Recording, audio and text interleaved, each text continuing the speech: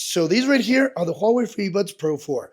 And Freebuds have been one of the models that have been my go-to earbuds for quite a while. But quite a few things changed here, and there's quite a few things you need to know before you decide whether you buy them or not. So let's begin. First of all, battery life.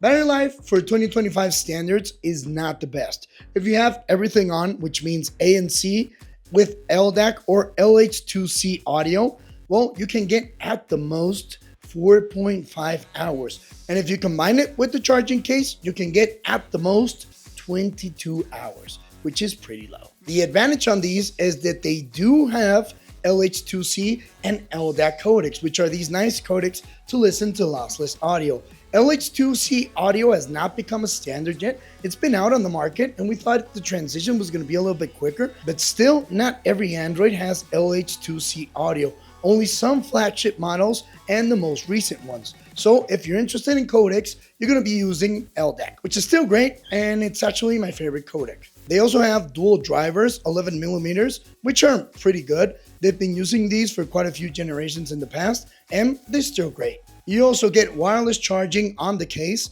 and you can charge them completely in about 40 minutes, which is not bad, especially if you're on the go. They also have touch controls. I've said it in the past, I'm not a fan of touch controls, but these are one of the best in the market. You get no phantom touches, they're pretty responsive, and also no real noticeable lag to the touch. They also have Bluetooth 5.2, which is weird.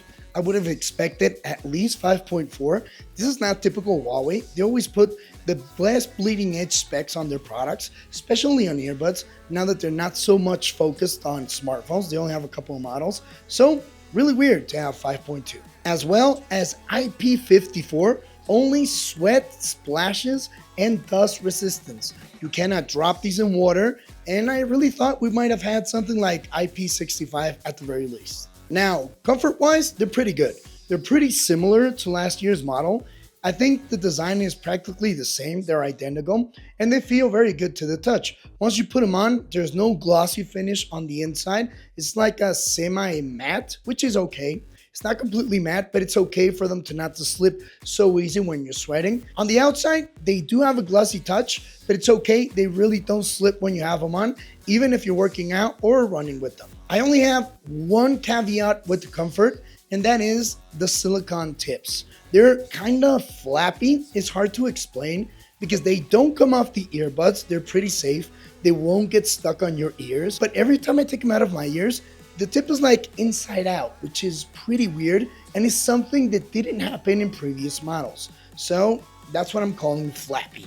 And it's something I really don't like. So something additional you have to note on these earbuds is that they do have memory foam tips additional to the silicone ones. And the memory foams are pretty comfortable for me, but it depends on what you prefer. Not everybody feels comfortable with memory foam, but it's a lot better than what I told you precisely about the silicone tips. Now, referring to the ANC, I think it's pretty good. It's probably one of the best in the market, same as last year's model. You're gonna hear me say that a lot, and there's a reason for it. But the ANC on them is pretty good. Always saying they have this smart AI ANC, which can detect where you are, how strong it should be, and it works pretty well most of the time. Some occasions, it goes a little bit too high to what I need. For example, I'm in a complete quiet room, and all of a sudden, whoa, it goes all the way to the top. And when I'm outside, it thinks maybe somebody's trying to talk to me, especially when I'm like in the bus or on the subway, and it lets a little bit of the sound go in. But it's something that doesn't happen that often. And after updating the firmware, I really haven't had that issue anymore. These are also compatible with an app called AI Life by Huawei. They're not compatible with the Health, so you won't find them there in case you already have that app. But the app is pretty good. It's pretty decent. You can update the firmware on them, and they also have something inside the app I've never seen another brand do, and that is whether you want to answer phone calls without your hands. That means you put the earbuds on and you nod whether to answer or not the call. And you can decide whether you want that function on or off inside the app, which is a nice touch as well. You also have access to all the preset EQs inside the app, which are pretty decent and are pretty good depending on what type of audio you like. My favorite one is actually the balanced one, and it's the one I always have turned on. These are also compatible with multi-device connection. That means you can have them connected to your phone, to your computer without having to disconnect and reconnect inside Bluetooth settings. Now, the most important part, what do these actually sound like? Well, they're pretty similar to last generations, and that's not a bad thing. The audio is very good. You have very clean highs, very clean mids, and a punchy bass in case you want it. You can also bring it down.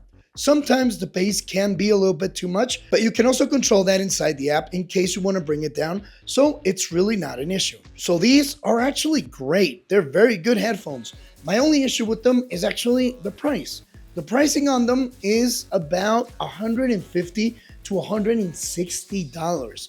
They're obviously all the time on sale. That's typical Huawei, but launch price is pretty expensive compared to other brands. And also, they're too similar to last generation.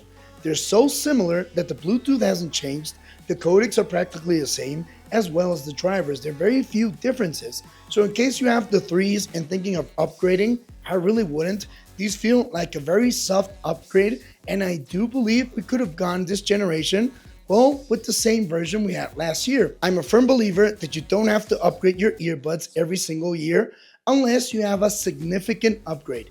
These are a very, very soft one. So, what do you guys think? Would you buy them after everything I told you? In case you do, well, I'm going to drop affiliate link down below in the description. But again, if you have the threes, I wouldn't upgrade. Maybe if you had the twos, and I'd still maybe think about it, because the price point is pretty expensive. The battery life hasn't really improved, and the audio is pretty similar to its past generations. But drop a comment below of what you would actually do. Now, microphone wise, this is what you can expect. I think the microphone is very good, and they have improved the algorithm on them. This is like the main difference I can tell from the past generation. But what do you guys think? I think you can use them even for professional calls. The only issue, well, it's the battery life. It's really not that good, so you won't be able to use them for very long sessions or those work meetings which go on and on and on. And also, maybe check out this video over here. I think you might like. Don't forget to drop a like, subscribe, and I'll see you in the next video.